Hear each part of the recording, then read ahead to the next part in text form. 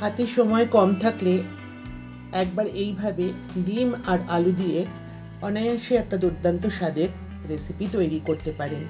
নমস্কার বন্ধুরা, আমি ভাস্বতী রান্নাঘরের তরফ থেকে আপনাদের সবাইকে স্বাগত। চলুন রেসিপিটা আবার শুরু করি।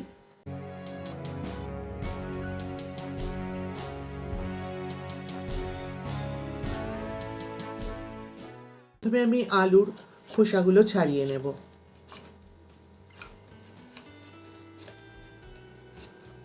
তিনটে আলুরই খোসা ছাড়িয়ে নিয়েছি। এবার আলুগুলোকে সাইজ মতো টুকরো করে নেব। সব আলুগুলোকেও আমি টুকরো করে নিয়েছি। একটা বড় সাইজের পেঁয়াজ নিয়ে নিয়েছি। এটাকে ভালো করে খোসা ছাড়িয়ে ছোট ছোট টুকরো করে কেটে নেব। আর পেঁয়াজটা যতটা সম্ভব কুচো করা যায় ছোট ছোট টুকরো করে কেটে নেব।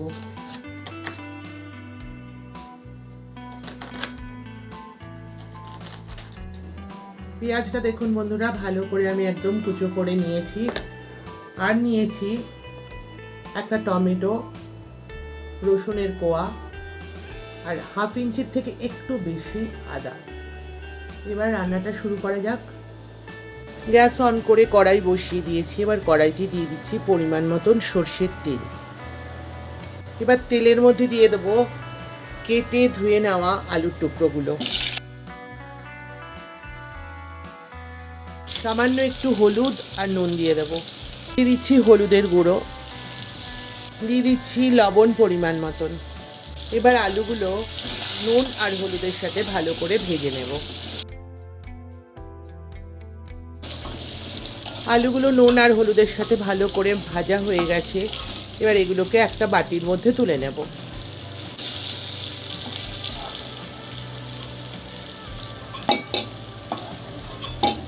ফোড়নের জন্য দিয়ে দিচ্ছি লবঙ্গ, একটু টুকরো করে নিয়েছি লবঙ্গগুলোকে। দিয়ে দিচ্ছি দারচিনি 1 ইঞ্চি মতন ভেঙে দিলাম। আর দিয়ে দেব দুটো এলাচ। এলাচটা একটু ফাটিয়ে দেব।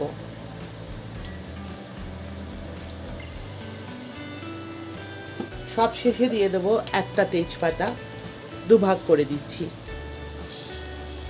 ফোড়নটা ভালো করে হয়ে গেছে। এবার এর মধ্যে কেটে রাখা পেঁয়াজ কুচিটা দিয়ে দিচ্ছি।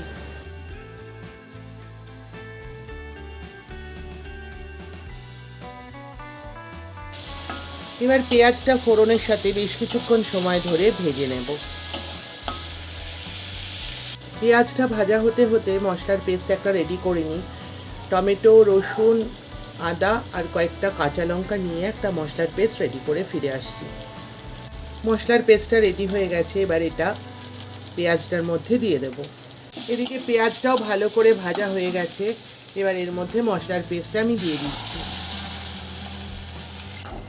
এবার এর মধ্যে এক এক করে দিয়ে দেব ছোট চামচের 1 চামচ জিরের গুঁড়ো, ছোট চামচের 1 চামচ ধনের গুঁড়ো, সামান্য হলুদের গুঁড়ো 1 চামচের 4 ভাগের 1 ভাগ দিচ্ছি, স্বাদ অনুযায়ী লবণ, ছোট চামচের 1 চামচ কাশ্মীরি লঙ্কার গুঁড়ো, ছোট চামচের 1 চামচ শুকনো লঙ্কার গুঁড়ো। এবার বোলটা ধুয়ে একটু জল দিয়ে দেব। একটু জল দিয়ে দিচ্ছি। এবার সব কিছু একটু কিছুক্ষণ সময় ধরে একটু কষিয়ে নেব। কষানোর সময় আলুর টুকরোগুলো এর মধ্যে দিয়ে দিচ্ছি।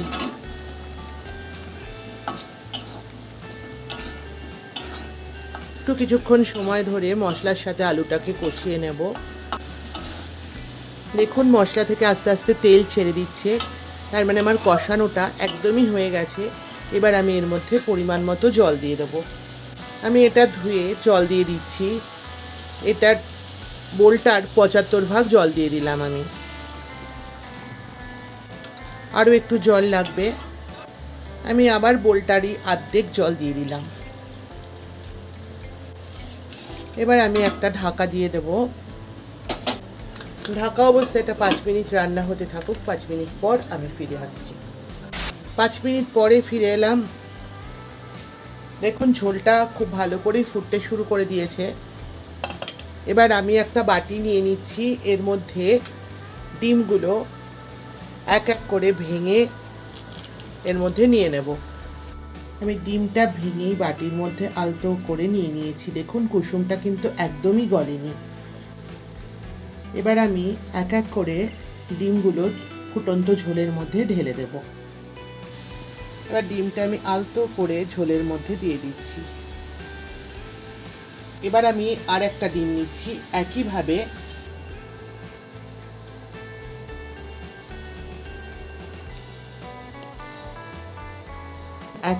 আমি কড়াইয়ের মধ্যে এটাও ঢেলে দেবো আলতো হাতে।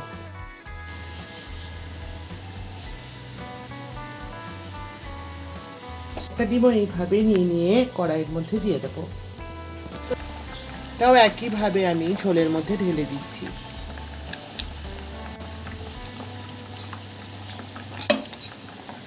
এবার একটা ঢাকা দিয়ে দেবো। এমতো অবস্থায় এটা 5 মিনিট রান্না হতে থাকুক। 5 মিনিট পর ফিরে আসছি। 5 মিনিট পরে ফিরে এলাম। রান্নাটা অলমোস্ট হয়েই গেছে। এবার উপর থেকে একটু শাহি গরম মশলার গুঁড়ো দিয়ে দিচ্ছি,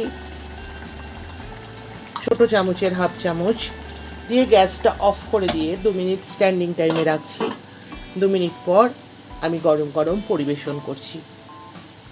রেডি হয়ে গেল আমার ডিম আর আলু দিয়ে দুর্দান্ত স্বাদের রেসিপিটি। আপনাদের হাতে যদি সময় কম থাকে একবার হলেও এইভাবে আপনারা ডিম আর আলুর রেসিপিটি তৈরি করে দেখতে পারেন। আর কিচ্ছু লাগবে না, জাস্ট এটা জমে যাবে খাবারের সঙ্গে। এটা ভাত দিয়েও খেতে পারেন, এটা রুটি বা পরোটা দিয়েও আপনারা খেতে পারেন।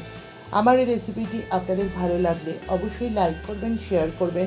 আমার চ্যানেলটিকে সাবস্ক্রাইব করে পাশে থাকা বেল আইকনটি ক্লিক করবারও অনুরোধ রইল। এবং আমার এই রেসিপিটি সম্পূর্ণ দেখবার জন্য আপনাদের অসংখ্য ধন্যবাদ। ভালো থাকবেন, সুস্থ থাকবেন। আজ আসি, আবার দেখা হবে এরকমই কোনো রেসিপি নিয়ে আপনাদের সঙ্গে। ততক্ষণের জন্য টাটা।